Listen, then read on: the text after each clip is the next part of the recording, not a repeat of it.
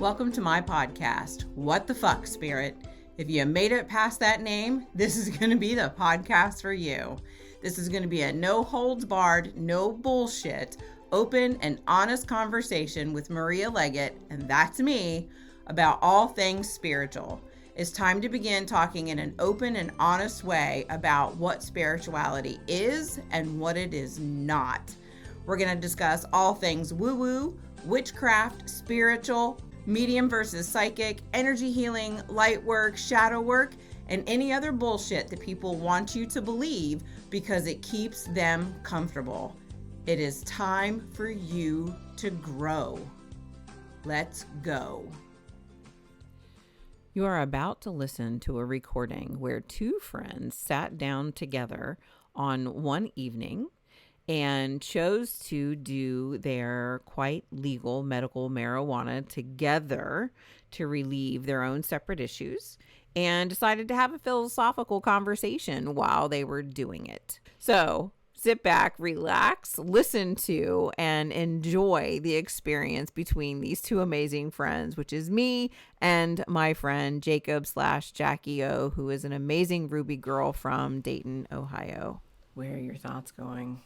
You brought these cards. I was eyeing the artwork on that side. So these were a birthday gift from my friends. Mm-hmm. They're like one of my most favorite married couples ever. And they got me these as a gift. And they are Alaina Fairchild's White Light Oracle. Enter the luminous heart of the sacred. Look how pretty. Are they the couple or the one smells? The luminous heart? No. Like she can smell things. Yes. Yeah. Well, yes. That probably sounded weird at first. I'm like, what do you mean she smells? Like she smells things. Like she knows things by scent. It's funny. I'm thinking, okay, this is literally where my brain went. My first thought was, I'm looking down going, goddamn, luminous heart. One of them stinks. Is there something metaphysically here that I don't understand? Some new term? Look how beautiful these are. Mm-hmm. They're like all duotone colors, nothing bright. Mm-hmm. But they're beautiful. I like them. Yeah, they're really pretty. Who makes these? They were Alaina Fairchild. I'm going to look through all these, but you can edit this part out. I like that they have like little hearts on them.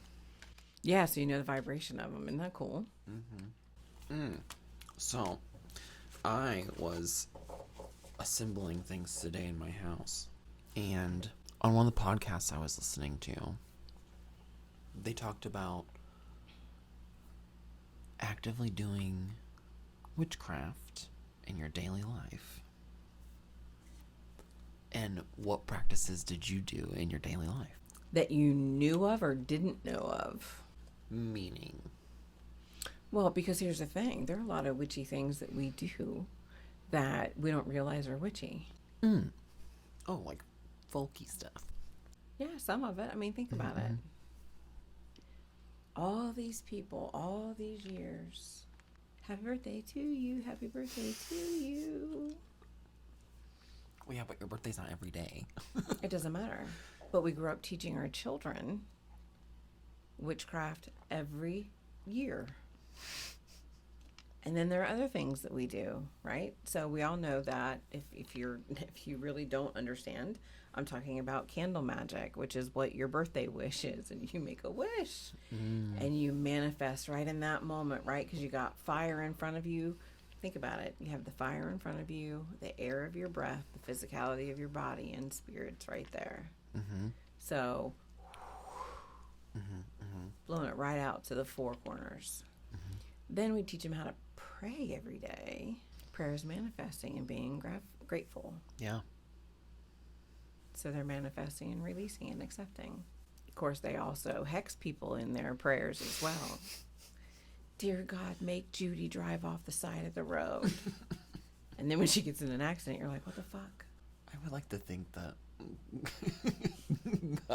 this God wouldn't just do that because someone's pissed at Judy.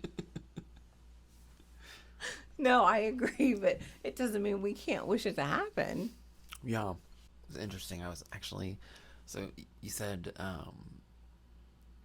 praying for something bad to happen to someone. I was like reading about this thing where when people would invoke or to like move the hand of God along faster or like invoke wrath of God on people, it would only work if they were deserving of it. So it's interesting. It's like you almost could pray for that to happen, and if she had it coming, Oh my God.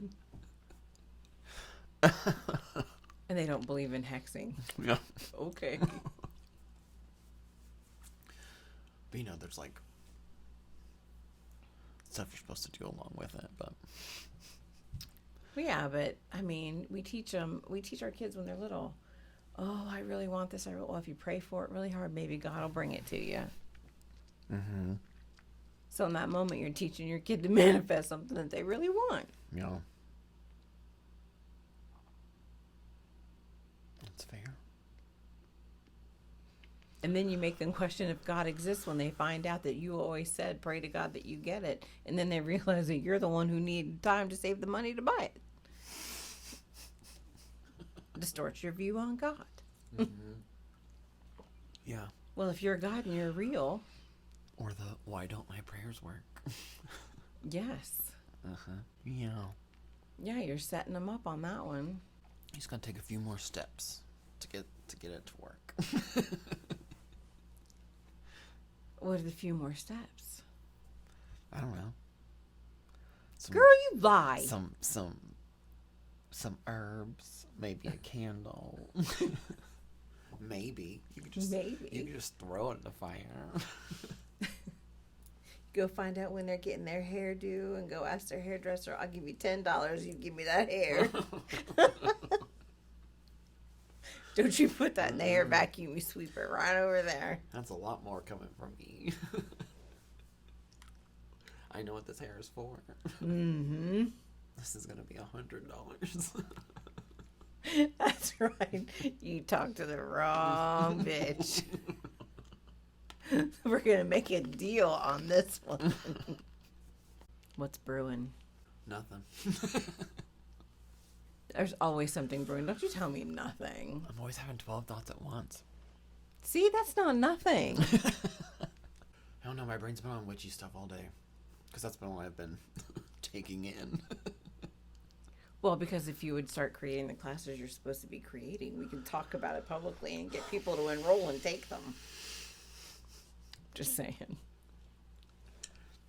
It's a work in progress.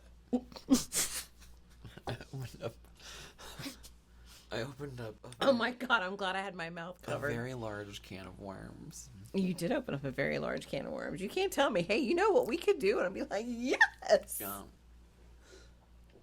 But I'm working on it. Mm-hmm. She'll be coming around the mountain. That's right. I, the other day, started doing some more ancestry work. And it's interesting because I have family. It's like they came here and landed in Virginia and then made it into West Virginia, camped out there and like stayed in that kind of area for a while.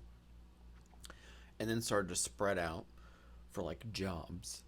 Some went to Kentucky, a lot went to Ohio. It's interesting because I was like, what was it? Ancestry DNA sent me a 2-week free trial for their premium membership. And so, of course, I'm like diving in head first because I'm like, let's see what's going on here. Have you done your DNA results yet? Yeah. Mm-hmm. Yeah, I am very Northern European.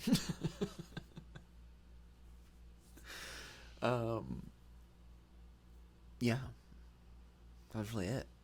I had like 3% Asian, but most Northern European people do because it's like carryover from how people like migrated around the continents and all that good stuff. But yeah, very, very Northern European. Mostly like British Isles. Some like like Northern France area. So probably like maybe like Gaul and then like some up in like a little Scandinavia, but not mostly the British Isles. Yeah, when I first did I did mine like 6 or 7 years ago, maybe a little bit longer. Mm-hmm. And it was before they had the like massively broken out segments that they do now, right? Where they can like really dial it down. There were a lot less of them. And so my first DNA results, when I submitted them and I got them back, because I just wanted to know, what am I? You know, you just get curious. Plus, I always thought I was adopted growing up. So that always stuck in the back of my head.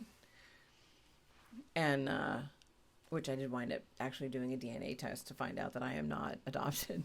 That's how much I really thought I was adopted. And I was absolutely shocked when they told me that I was 44% British. I'm like, what? What? And now it's broken out into Wales is separated from Britain. Mm-hmm. But I am Wales, Britain, Irish, Scottish, and Norway, and Sweden. Yeah. And I just laugh. I'm like, okay, I am as white as gonna get. Yeah. Like, I can't believe I can tan at all. Yeah. Yeah, no. I mostly just burn, and then I go back to my milky skin tone.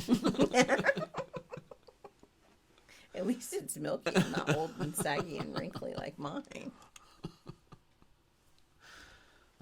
Unless you're talking about like curdled milk. I just mean like pale.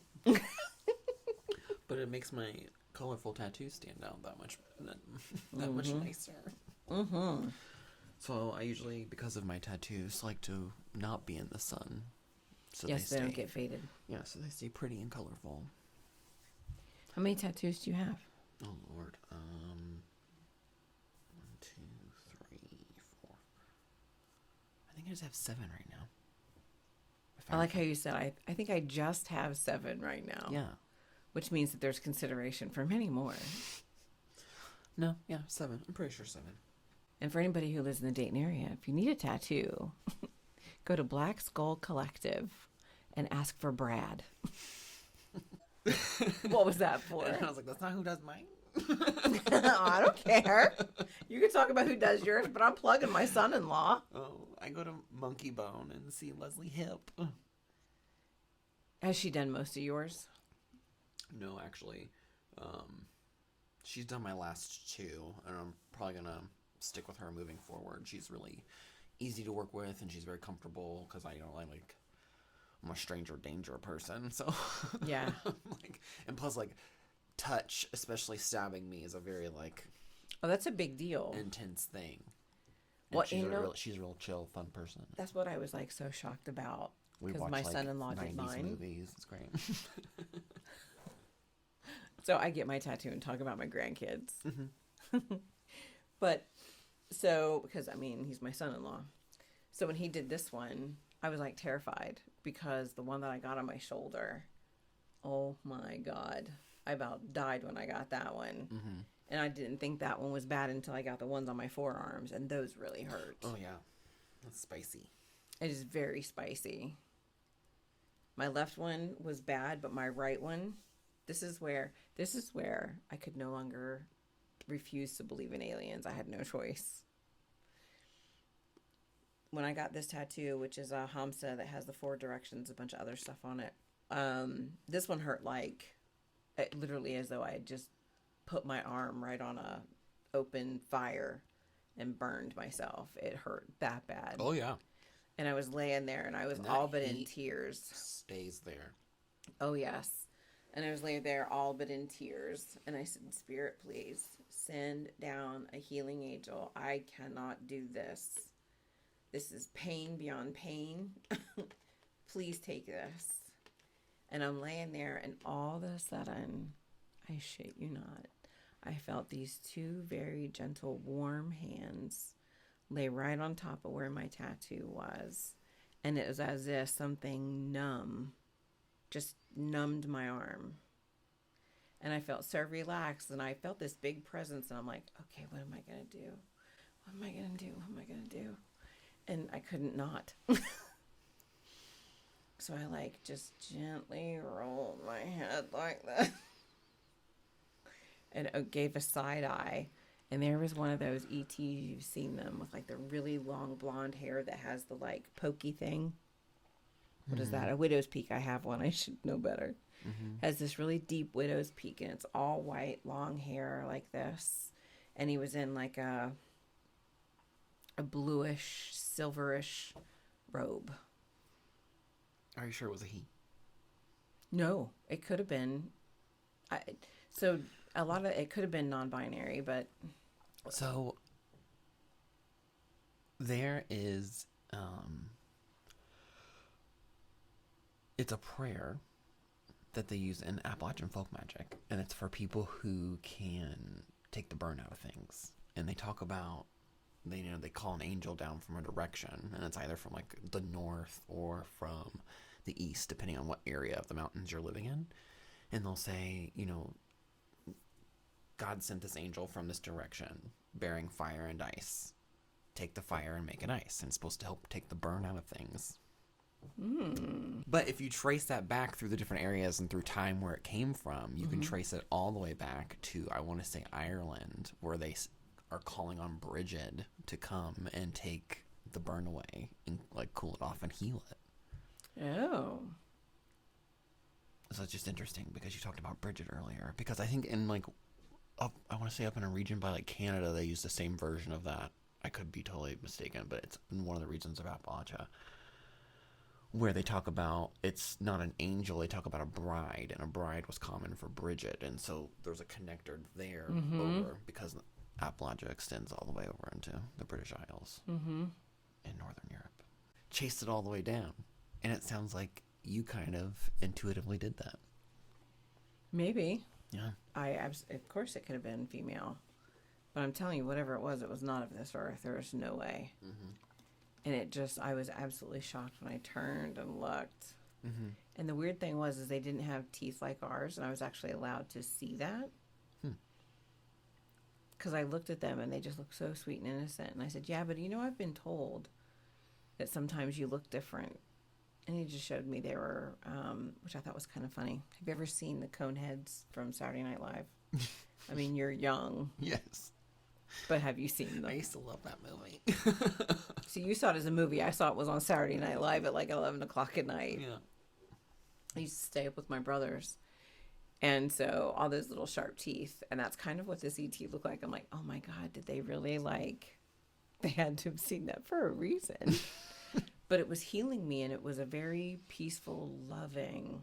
I didn't give two shits what your teeth look like, man. You could look at me and smile and have no goddamn teeth. You're taking that pain away.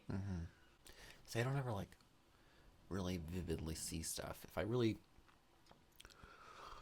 how do I want to describe it?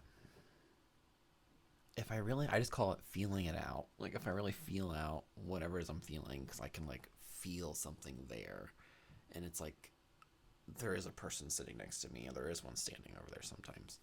And if I really feel it out, I can start to piece together oh, did they wear glasses that look like this, or did they have their hair like this? And I think sometimes it's funny because hair's often the first thing I start to see, and I think it's because I'm a hairdresser. That's the first thing I look at.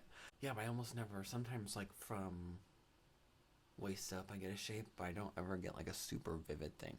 Sometimes I have dreams of being in spaces where I just had been, and then whatever was there I'll see very clearly in the dream, and that's crazy. Why is that crazy? Well, it's not crazy, it's just wild when it happens. Oh, yes. Because you're vividly in the space and you're moving through it, and you're seeing the things that you felt earlier, and so you're oh. The first time that ever happened to me, I was at a little sleepover, and it was me and my cousin's really good friend, and I don't remember, it was a whole bunch of people, and her mom was hosting us at her house, and it was out in Mechanicsburg or something, and they had this bigger house, and they had this little I don't know, one of those little insert kitchens. There's a fancy name for it. What's it called? A gallery? No, I have no idea. But anyways, on the far side of the kitchen, there's a little folding door, the little accordion style guys, and on that far side was an extra room that they had turned into a bedroom, and it's where they kept. Oof, I'm just like thinking about it now. The dream's coming back. I'm like, ooh. It's where they kept her. It would have been her father-in-law while he was at the last stages of his life, and he was a very like angry person. And I just remember her opening this door and feeling like this like just wave, and it felt like, you know, that feeling you get when someone's like yelling at you. It was like that, like over and over and over, and it was very intense and heavy. And I physically remember like moving back away from the room because I was like, what is going on here? And later that night, I'm like dreaming, and I vividly remember like getting up, like I have to go to the restroom, and as I'm walking, I walk by, and the door comes swinging open, except the room is how it was supposed to be, because when we looked at the room, hold on,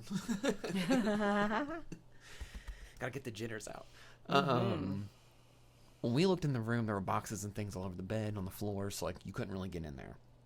When this door was open, it was clean, and there was someone sitting on the edge of the bed with his back to the door. And I go to walk over, and I'm like, hey, what's going on? Because it sounded like this person was crying.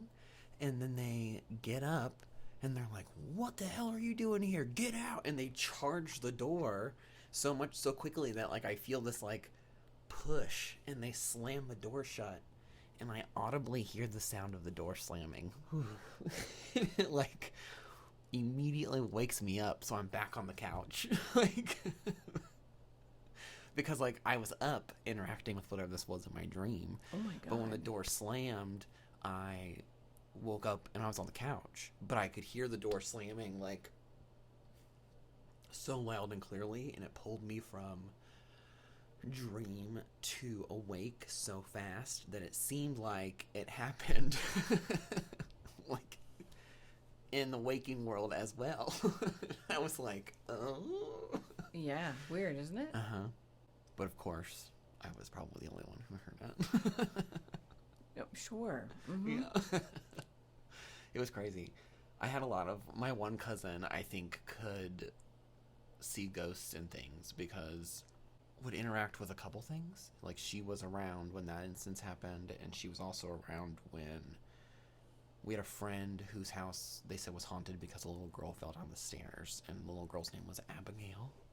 And they had a medium come in and like tell them about her and how she passed and all the things that like she liked to do. And she didn't mind that people were there, but she liked to play games, and so she would like hide stuff. And what was so wild to me is that things would go missing, and like the mom would get really angry, and she would yell like it was one of her own kids, and she would say, Abigail, if this thing is not on this table by morning, I'm getting you kicked out of here. She's like being like whatever. And you would wake up and sure it would be right there, like on the end of the table, same spot every time. I believe it was that. Wild. And they would tell me all these stories, and I'm like, I'm always very skeptical. Which cracks me up because you are such a good medium, but whatever. I'm always like, okay, sure, whatever. And so they take me downstairs to where the little girl supposedly fell, and the medium told them that her aunt may have pushed her, and she went down these stairs in the basement and broke her neck. And so they take me to this spot, and this spot is discolored. And the girl who lived there said, yeah, they've painted over a bunch of times, and they can never get it to, like, be the right color.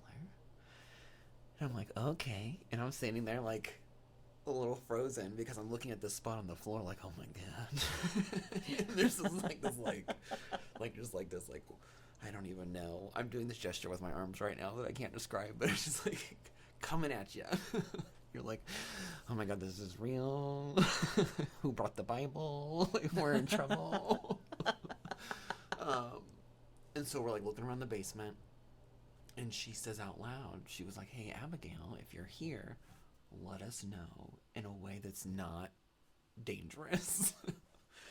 And this is like what I think is so weird. And so I go outside at one point to go out to my cousin's car to grab something, and I'm like trying to, for the life of me, to remember what it was. Probably cigarettes because we were delinquent. But I'm walking, and as I'm walking back, there's this small window in the basement, and it starts like banging, like boom, boom, boom, boom, boom.